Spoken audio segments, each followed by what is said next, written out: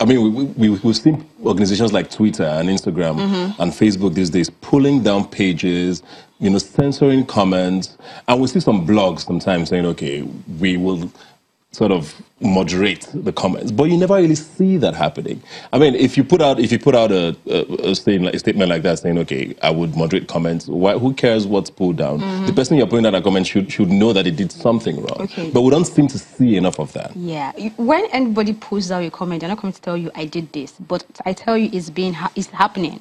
Okay, back to Twitter. Twitter, I said we're trying to do this and do that. All they have is an algorithm that has some kind of measure that will go on to block somebody's account because somebody said this happened. No verification, nothing. I experienced that on Facebook, and now it's back on Twitter, which is a big deal for social media influencers, digital marketers, because the platform you use to share information, somebody that doesn't like the fact that you're doing what you're doing can just wake up one morning and report you to Twitter, and your platform is down because there is no investigation, there is nothing. So at the end of the day, cyberbullying is a big deal. We want that to come to the barest minimum. We can't say it won't happen, but everybody has to understand that those that have a stake in this are trying and working hard to make it reduced, and then look at it from the angle of your own personal information. What are you putting out for social media?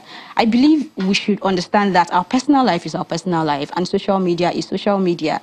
As much as it's a platform where a lot of people make money, a platform where you go to get information, you should also restrict the kind of information you put out there, which is why I tell people, if you decide to put out anything, even if it's a post, a picture, decide. I know there is the whole law that says, oh, no, it's no longer your property and all that, but this is Nigeria. How many people are going to back you to fight that? Do you even have the funds to fight that? Do you think bloggers are doing enough?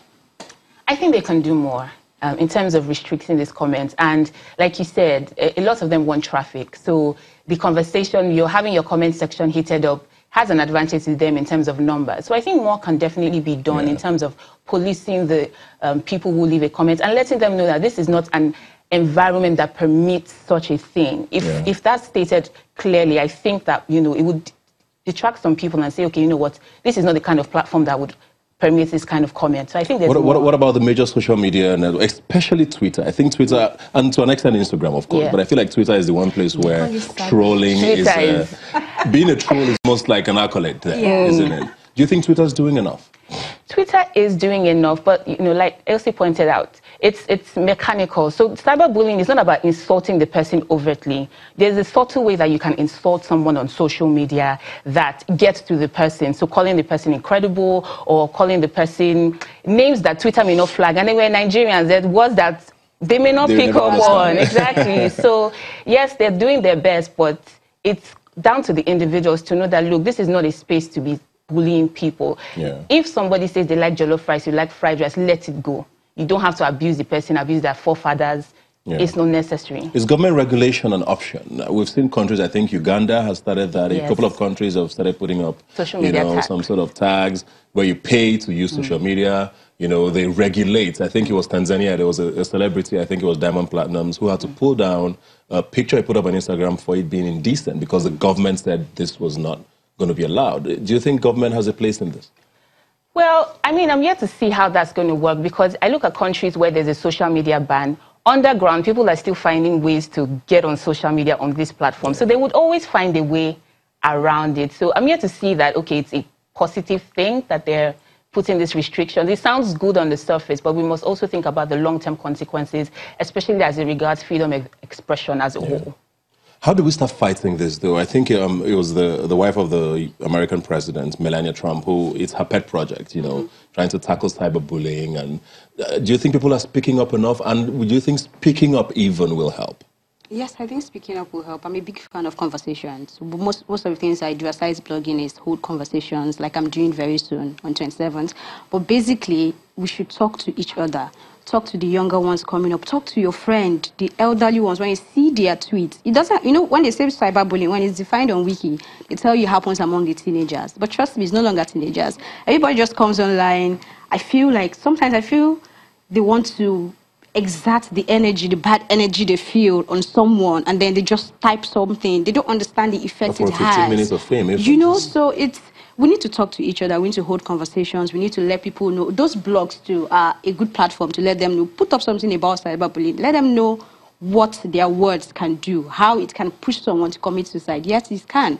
How your words can make someone feel low, your self-esteem goes down. So let them understand that this happens. If you cannot regulate your comments, then I believe you can at least educate your readers. Let them understand the actions or the reactions that come from their words. Yeah. I think that's the way to go. You get a lot of celebrities who say they tend to ignore trolls. And, you know, when you ignore them, they go away. Is that a good way to treat it? Because then again, if you respond, it becomes an even bigger thing. And so there's this sort of a catch-22. What do you do in a situation where you have someone who's constantly, you know, poking and poking and poking? Do you educate? Because sometimes even educating at that time, it becomes a whole other conversation. So what do you do? Is ignoring the answer? Okay, can I answer Yeah, that? maybe I'll start with you. Okay, I feel we had this conversation when we went for a mixed media event about how celebrities ignore the thousands of good messages to them, but focus on that very wrong one. Now, we are human. That's just who we are. We can easily see the negatives and positive. But I'll encourage celebrities to try to respond, because sometimes they do these things because they want to get your attention. They know when I say Buka's head is big, that is when he'll respond. But when I say, his suit is nice, I mean, that's just normal. He doesn't care, you know. So I think celebrities should try to respond to the good comments too.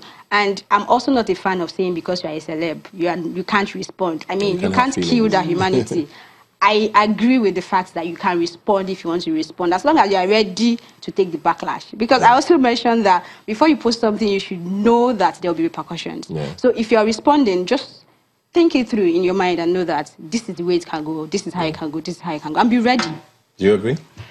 To some extent, but I would like to just even backtrack a bit. And it's just to talk about self-esteem. Your self-esteem needs to be super high, because if it's not, even if you see it and you say you want to ignore, it will be lingering in your mind. So try to build up your self-esteem. And one thing I do personally on social, and thank God I'm not a celebrity, but once in a while I do get some, I just delete. I don't have energy to be arguing with anybody, because like she said, you answer, somebody else jumps on it, they misinterpret it, and if you're somebody that is representing a brand, they don't want that negative, you know, publicity for them. So you need to just be mindful. So for me, ignoring, deleting, blocking, I'm a fan of it. Deleting doesn't work on Twitter.